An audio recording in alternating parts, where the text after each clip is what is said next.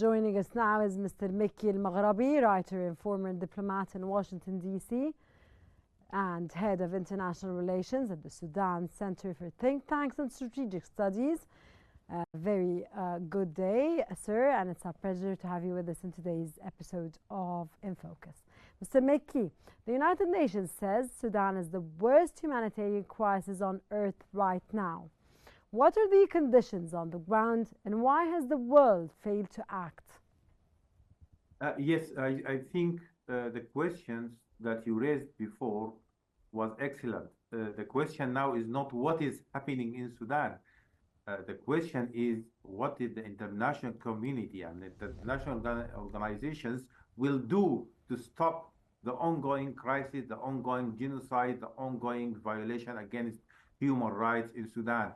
What they shall do to stop the terrorist RSF militia. I just want to put you in the nearest development and closer to the picture now, because it is not matter of reports. The United Nations has the reports, the international community, the big players in the world, the United States, Europe, they have the reports.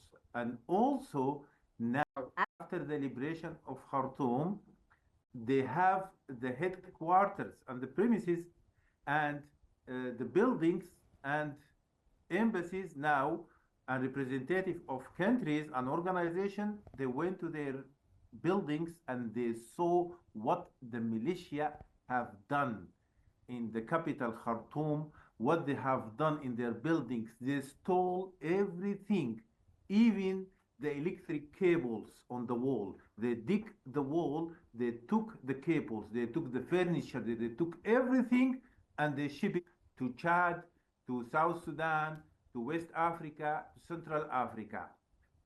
The international community and their representative now, after the liberation of Khartoum, they have the clearer picture. It is not just a matter of report. Actually, they don't need that before, because already the massacre of Masalit in May 2023, it was clear that this militia is killing civilians. It has been classified as a genocide, and RSF has been classified as practicing genocide by United States, by several other countries, by the United Nations. The Sultan, or the chief of the Masalit tribe, he addressed the United Nations Security Council and he gave them the clearer picture of what is going on Sudan, so that you are true. The question now is not what is going on Sudan, but why they are silent, why they didn't stop. Can you answer the question, sir? Why are they silent? Why is the international diplomacy I think and international community is silent towards all these genocides and atrocities that are taking place towards Sudan and Sudanese? It is not just the double standard in Palestine, in Gaza, in every place in the world. They practice the same thing. And actually, now it is mixed with the wave of the new colonialism for Africa, the new scramble for Africa. It is not just Sudan. Look, Somalia, Libya, other countries, the Sahel region, now the scramble for Africa. They are fighting for Africa, to take everything from Africa, to loot Africa, to take the wealth and the treasures of Africa. This is why they are silent, because they are not looking to the people, they are not looking to the human rights, they are looking just to the mineral resources, and they are looking to the wealth of African people to take it from them. This is why they are silent, because they don't care about the bloods that the militia pour it on the ground now from the Sudanese bodies, from the Sudanese people. The people. But sir, what I understood from you now and your narrative is that this is not only happening in Sudan, but it's also happening in Gaza. It's happening in many places in Africa, or many countries in Africa, Yes. Which makes it that the international community is watching on purpose. Did I get you right? Even in Somalia, now they want to cut Somalia to two countries for no reason. They just want to take Maybe they want to weaken out it, of sir. Maybe there's a reason of weakening Somalia, not the idea of that there's no reason. They are targeting. This is what you're saying, not me, or what I get, or what I understand, is that they're weakening these countries on purpose. They are weakening these countries. They don't care about the human rights. They don't care about the people. They just give us lip service or lips word just to show that they are taking care of us, but they are not. They just want to dismantle Sudan. Sir, are they taking care of us? Yes or no? Yes, again? Are they taking care of what's going on all around the Middle East and Africa? Yes or no? No. Okay, this takes us to another question, Mr. Mograbi. We've seen UN appeals, donor conferences, and media coverage, but aid isn't reaching many parts of the country. What are the key barriers, sir, from your own perspective? Look here, Sudan is not just targeted for Sudan. It's not just targeted because of its resources. It is targeted also because of the neighbors. And number one, Egypt, because if you target Egypt from the east, if you target Egypt from the south, and I just give you the words that the vice president of Sudan said, Malik Aggar. He said that the war didn't start it in April 15. It started in April 13 because Sudan has an agreement of training with Egypt, and there was Egyptian soldiers. Sir, you think from your own perspective that their main target now is Egypt? Yes, that's true by 100%. And look here, Egypt is targeted. Look at Libya, look at the east, look at Sudan, and also not just Egypt. Look at Algeria. They just want to wage the war in the east of Algeria. They just go to Somalia. They want to cut Somaliland out of Somalia. True. And to make military bases there for Ethiopia, and that is not for the sake of Ethiopia. That is to threat the Red Sea, to threat the Suez Canal, to threat Egypt. So okay, sir, do you think anybody can threat Egypt? Yes, by 100%. I'm pretty sure that Israel is there. Is not. It hasn't big distance from what is going on the ground. They are allying with other regional actors that they have been fooled and pushed against their brothers in the region, and this is how it happened now in Sudan. But luckily now the Sudanese army is advancing. The military situation or the military balance now in favoring Sudanese and Sudan and Sudanese army. Now Khartoum is back, Jazeera State is back, Madani is back, Jabal Moya is back, and now the army is fighting in Kordofan and will reach Darfur very soon, and they are gathering their elements around Darfur, and they are saying that we will threat north of Sudan, and that person who is the deputy of the head of the militia is coming out and saying, we are, I sat with the Egyptian and blah, blah, blah, is just talk. He just talk to his audience and gave them lies about his sir, situation. The EU recently pledged over 500 million euros, but many frontline groups remain underfunded. Where should these resources be directed first from your own perspective, sir? I think the issue of the fund is something just the issue of the fund for humanitarian thing is just lies. The issue of helping Sudan, big lies. We witnessed that in the conference of Geneva. They just gather people to put Sudanese crisis as a board to write the money on it, and after that, if we ask question, the Yemeni people, they are taken to Geneva, nothing happened, Yemen dismantled. The Libyan people taken to Geneva, what has happened? Libya dismantled. The Syrian people taken to Geneva. What happened? Syria dismantled, and now they want to take Sudan to Geneva. But luckily, the Sudanese leadership, they said, we have some concerns because you should name you should not name RSF as a partner of peace. RSF is a criminal who killed Sudanese people, and also other concerns about some regional countries that supporting the militia. Okay, before I wrap up this segment, sir, because I'm out of time, Mr. Mekki El Mograbi, I need an answer to the question, why isn't aid reaching many parts of the country, and what are the key barriers, sir? Again, please. What are the key barriers behind the aid that's not reaching many parts of Sudan, sir? Look here, the aid is a big complicated thing, and they make it more complicated because they want the aid to reach the militia areas first. They don't want to help Sudanese people. I will give you an example, and this example explained by President Burhan himself in a press conference. He said that Al Jineina is a place that they practice the massacre against Masalit people, and now they want to bring the aid to Al Jineina, which the original people evacuated out of Al Jineina. And the new settlers, the aggressors, settled in Jineina, and they want to bring the aid to Jineina. When Sudan stopped that, they said Sudan is stopping the humanitarian aid. But when they have the aid, they bring it to militia area. We don't trust them anymore. Got you, sir. And that is against human rights, against humanitarian law, anything.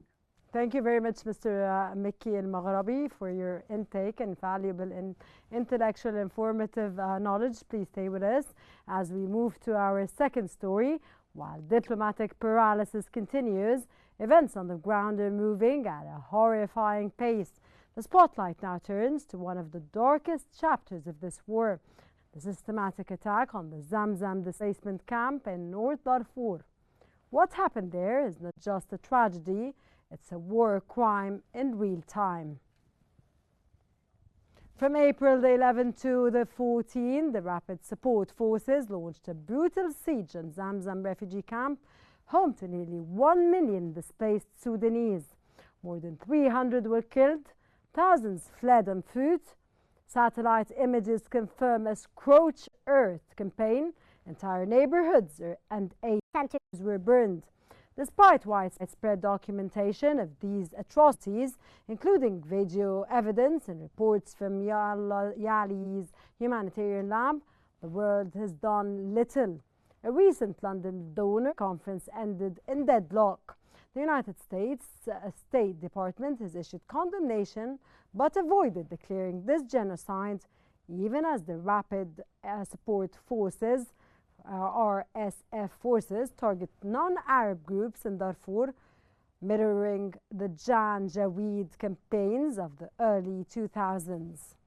Mr. Mekki El Mograbi is still with us to unpack what's unfolding in Zamzam and why the world remains frozen in silence. Mr. Mekki, welcome back again. Thank you. Sir, how do you interpret the attack on Zamzam? Of course, we all read as a genocide and atrocity, sir. And what does it reveal about the RSF's long-term objectives, sir? The long-term objective, actually, it is short-term objective now, because they are... Sir, this is contradicting. Could you please elaborate more or explain more? Yes. Long-term is short-term. The thing that we are thinking it is long-term objective to genocide the original people of Darfur and to bring new settlers from outside. Therefore, actually, now it is not long-term anymore.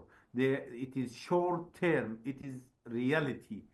They made it in Masalit, Al Jineina. If you just Google Al Jineina massacre, you find that the RSF killed the people of Masalit in Al Jineina city, and then they bring the settlers from You just Chad, mentioned Nigeria. this in your first segment, sir. You did. Yes, and now Zamzam the same. The Zamzam is refugee camps. Zamzam, Abu Shok, As-Salam, and others, they are targeting all. Now they started with Zamzam. They killed people of Zamzam. They evacuate them. They push them out, and they are taking the land. And they are threatening other people to flee from their villages, from their home, from their cities, and to bring new settlers and to make a new demographic map for Sudan. Why? Because this demographic map for Sudan now is not working for them. They want new demographic map. They want a new region that is hostile to Sudan, hostile to Egypt, hostile to any other countries, and to use it easily. But Sir, with do the they want to original use people it of Darfur, easily? it will be difficult. They wanted to use it easily to attack these countries, sir? Yes, yes, it's a demographic change. It is not just taking mineral resources. Some people, they made mistake when they said that colonial powers and Israel and others, they won't take the mineral resources. No, if they want to take the mineral resources, they don't kill civilians. They don't genocide tribes. The plan is clear to make a new demographic map for Darfur region, a new power that is easily to be manipulated by them and to be used against the rest of Sudan, against Egypt, against all. This is the target of the militia that used by external powers, and I name them. And now UK directly is playing a very dirty role in Sudan. Definitely Israel directly or through some regional actors. They don't know what they are doing. Sir, the United States, under, of course, the leadership of Donald Trump, labeled the Rapid Support Forces actions as genocide earlier this year. Yet there's been little follow-up. Why is there such a disconnect between words and actions, sir? Look here, I served in the United States as a media counsel for 3 years. I know the U.S. politics very well. They are playing what I call it the double containment policy. Could you say this quote again, sir? What did you say again? Come again, please. Yes, they are playing what I call it, or it is already called the double containment policy. Dual containment policy. Yes, this is what they are doing. They are practicing the double containment policy wherever there is two actors or two enemies in the area. They play with both, and they make sure that they are taking side with both, and they make sure the conflict will continue. And this is the American policy in the world, not just in Sudan. They are doing the double containment policy even with Arab countries. You can look at the Arab countries. Always you see the Arab countries are two camps. Why? Because United States is better for them to make them two camps and to crush them and to push them to fight against each other. So I know that the United States, they classified RSF as a genocidal militia or practicing human rights violation and crimes against humanity. But when you ask yourself what is the step after that, no, the step after that is not against the RSF. They are supporting directly or indirectly London Conference, Geneva Conference, and all these conferences. So, sir, what do you want to say? Let me summarize what you want to say, please, is that they're working for their own sakes, not for the sake of the Sudanese people and what's happening in Sudan, and for the sake of changing the geopolitical, of course, global dynamics. Let me ask you another question, please, sir. Politico pointed to foreign backing for both sides. How much responsibility lies with external actors, sir? I think the external actors now, most of them, I cannot say all of them, they are playing very dirty role against Sudan and the unity of Sudan. They want to dismantle Sudan. They even some Could you of them mention they them, are sir? not the international actors. Most of them. Continue, sir. Continue what you were telling me, sir. Yes, the international actors, they are playing a very dirty role in Sudan. Some of them, they are supporting the militia directly. Some of them, they are giving the militia a diplomatic cover by receiving them, just like what London or the British government they have done. They received some of the elements of the militia in the parliament. It's a big joke. Is this the UK or the kingdom of human rights and the place that people call it the haven of democracy? How dare they invite the militia or elements supporting the militia to be present in the British Parliament? How dare they bring the people that they killed Sudanese people and they practice the genocide and open for them doors? So when I talk about external actors, I talk about people that they don't help Sudan. We have exceptions that they stood with Sudan. We thank Egypt, we thank Algeria, we thank Qatar, we thank Turkey, we thank Saudi Arabia, we thank Eritrea. I can name a bigger list. People that they help Sudan. Yes, number one is Egypt in receiving the largest number of Sudanese refugees and helping Sudan to stand and also the Paris conference, the neighboring countries conference that held in Egypt that stopped the hijack for the Sudanese issue from the regional actors. At that time was the African Union and the IGAD.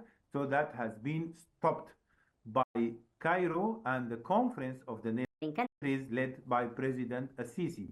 And then the diplomatic efforts of Egypt supporting Sudan always, and also regarding the humanitarian aid to Sudan. And also now the initiative to start the reconstruction of Sudan. The ambassador of Egypt in Sudan, Ambassador Hani, he declared that Egypt will start maintaining 2 bridges in Sudan, not waiting for the international initiative for reconstructing Sudan. That is from Egypt to Sudan and not waiting for the international efforts. Of course, sir, with your final words, we thank you so much for your informative intellectual knowledge that's added to our program today. Mr. Mekki El Mograbi, for sharing your expertise and voice during this very urgent, critical time, sir.